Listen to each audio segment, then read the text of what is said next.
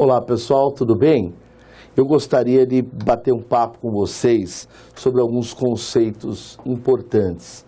Federação, república, presidencialismo, né? Para a gente começar a ter uma fluidez melhor, ter um avanço em termos de jargão, de conhecimento, vocabulário jurídico nosso, tá? Então vamos entender, por exemplo, o nome oficial do país, nós vamos falar sobre forma de Estado, forma de governo, enfim, tá bom?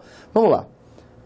Nós temos, em primeira coisa, de lembrar que quando a gente fala esse artigo, restabelecer em primeiro lugar o nome oficial do Brasil. O artigo mencionado, artigo 1º da Constituição, me perdoe não ter colocado ali, quando fala que a República Federativa do Brasil, né? Nome alterado por ocasião da Constituição de 67, até então nós tínhamos República dos Estados Unidos do Brasil. Importante até essa ideia de Estados Unidos do Brasil, e que depois nós tivemos essa descentralização. Por isso que nós vamos aprender que a nossa forma de federação é diferente da ideia estadunidense, a ideia americana, que foi justamente o contrário das colônias se aglutinando. É uma federação por aglutinação, a nossa por desagregação. Legal? Tranquilo? Legal. Aqui eu deixei alguns conceitos para vocês, de povo, território e governo, né? Povo que envolve todo mundo, envolve tanto nacionais quanto estrangeiros. Diferente, por exemplo, a gente tem o conceito de nação, né? Quando as pessoas teriam mesma origem, tradições, enfim. O território, que seria esse espaço delimitado onde se exerce a sua soberania. O governo, para ter essa noção de soberania, eu deixei aí alguns temas para vocês estudarem também. Mas o que eu quero falar é forma de Estado. Galera, quando eu estudo forma de Estado, eu vou ter duas noções. Eu prometo ser breve, eu não vou aprofundar tanto em teoria com vocês, mas tem de ter essa noção. Forma de Estado, eu posso estar diante do Estado unitário ou federal. Claro que o que nos interessa é o Estado federal, mas para efeito histórico, para efeito de discurso inicial de aula, eu tenho de entender que o Estado unitário é uma centralização política, ok? Um único centro de poder político no território do Estado. Legal. Existe o Estado unitário puro e o descentralizado, mas o que nos interessa, eu deixei todos os slides aí para vocês, é o Estado federal, cuja origem, pessoal, nascedouro na experiência histórica dos Estados Unidos da América após a independência da Inglaterra. Veja, ao buscar esse fortalecimento, pessoal, essas colônias, né, colônias norte-americanas, fizeram o quê? Um acordo, um pacto federativo. E justamente nisso, ela está abdicando, né, soberania por parte dos Estados-membros. Talvez seja por isso, né, para você ter uma ideia dessa força dessas unidades que se montaram, que nos Estados Unidos há locais onde você tem pena de morte e outros não, não é verdade? Então você tem um fortalecimento dessas unidades que fazem parte. Portanto, essas colônias de agora em diante não teriam mais soberania, mas dotadas de quê? De autonomia política. Aí vem a ideia do Estado federal. 3 características importantíssimas, e eu já fico feliz se você lembrar delas. Descentralização política, característica do Estado federal.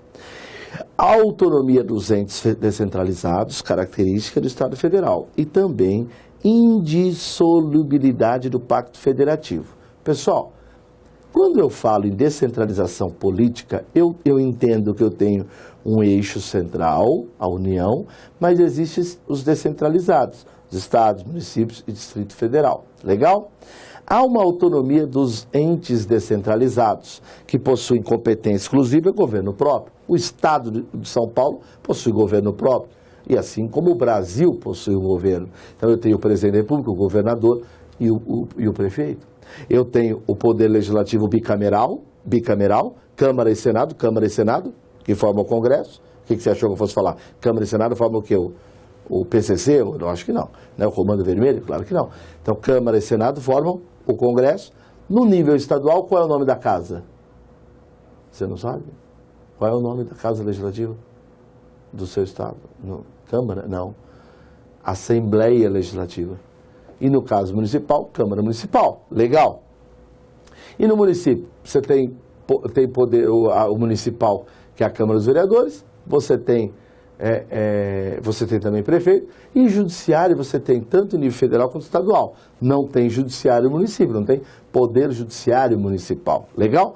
O Distrito Federal, a mesma coisa. Gente, o Distrito Federal, ele parece muito com o Estado. Então, quando vocês estiverem estudando, sempre lembra que uma coisa é a República Federativa do Brasil. A República Federativa do Brasil, formada pela União, Estado, Distrito Federal e município. Eles têm competência, porque se eles falar que eles têm autonomia, mas não pode fazer lei, não pode nada, que diabo que autonomia é essa? Então eles têm autonomia, podem criar, claro, tem o que a gente chama de autogalo, autogoverno, autoadministração, legislação, organização. Legal. Indissolubilidade, o que é isso? Não há direito de secessão, pessoal. O Estado, né, sair do Brasil para formar um novo Estado. Não podemos ter, pode ser caso até de intervenção.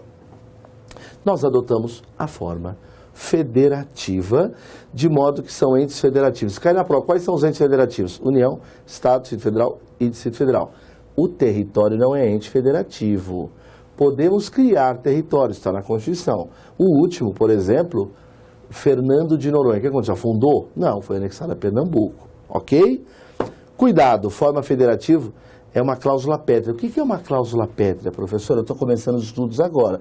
Você já deve ter estudado em algum momento que nós temos a Constituição e aqui no miolo dela a gente tem assuntos que não podem ser alterados nem mesmo por aquilo que altera uma Constituição, que é uma emenda, porque não pode ser abolidos, né, melhor dizendo. Então, quer dizer, uma emenda constitucional pode alterar a questão da idade de aposentadoria? Pode.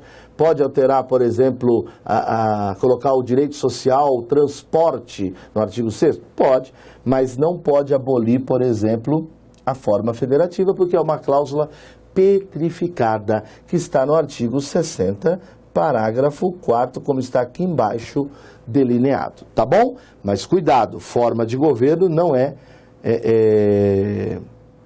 cláusula pétrea, apesar de ser caso de intervenção da União, nos estados se não observada a forma republicana, mas isso é um outro assunto. Federação é diferente de confederação, galera. Na federação existe o quê? Na federação existe uma Constituição, existe uma autonomia, existe uma indissolubilidade de vínculo. Já na confederação eu tenho o quê? Um tratado, tá? Eu tenho, na confederação seria a união dissolúvel, a união dissolúvel dos Estados federados. Então, vários países se unem, por exemplo, numa confederação, entendeu? Então, a regência do direito internacional, não é? Obrigações recíprocas, enfim, há soberania e não a autonomia. Claro, vários países juntos têm o quê? Cada país isoladamente tem a autonomia? Claro que não. Se for uma confederação, eles têm o quê? Cada país tem sua soberania. E outra, um país desse não quer mais fazer parte do bloco, então ele sai, o outro também sai. Isso é o quê? Dissolubilidade do vínculo, ok? Mas para provas que inventam de querer fazer essa diferença com vocês. Rapidinho, forma de governo e sistema. Tudo isso porque eu preciso que vocês entendam esse quadrinho. Forma de Estado, federal. Forma de governo, república. Sistema de governo, presidencialista. Se não souber isso, vai ficar complicado, tá bom? Então vamos andar. Forma de governo, gente, a gente pode ter a república ou a monarquia. Claro que nós adotamos a república, mas nós já passamos até por um período específico que vocês vão ver que tanto de monarquia quanto até de parlamentarismo, que muita gente não sabe. Bom, na república, galera, na república eu tenho o quê? Eletividade, eu tenho uma temporalidade do poder, quer dizer, tem gente que quer ficar eternamente, né? Representatividade popular e o dever de prestar contas. Gente, nunca se esqueça, o que eu estou estudando é o modo como se institui o poder nas sociedades quanto à relação entre governados e governantes. Eu disse, modo como se institui o poder nas sociedades quanto à relação entre governados e governantes. E na monarquia eu tenho hereditariedade, eu tenho vitaliciedade, eu tenho a não representatividade popular e a ausência do dever de prestar contas. Beleza?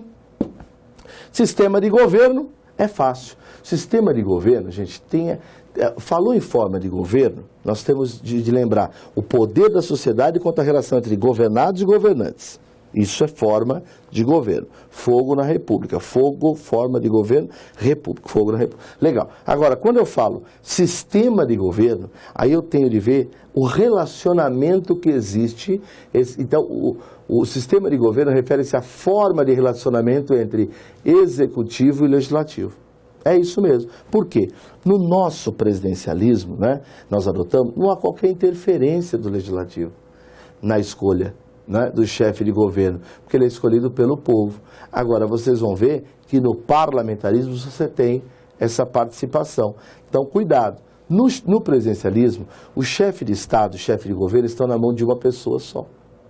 Porque existe a representação externa do presidente da República e existe interna, ok? Em outros países, você pega a Inglaterra, por exemplo, você tem a chefia de Estado, ou do presidente, ou do rei, né, da rainha, e você tem a chefia de governo, por exemplo, primeiro-ministro. Legal?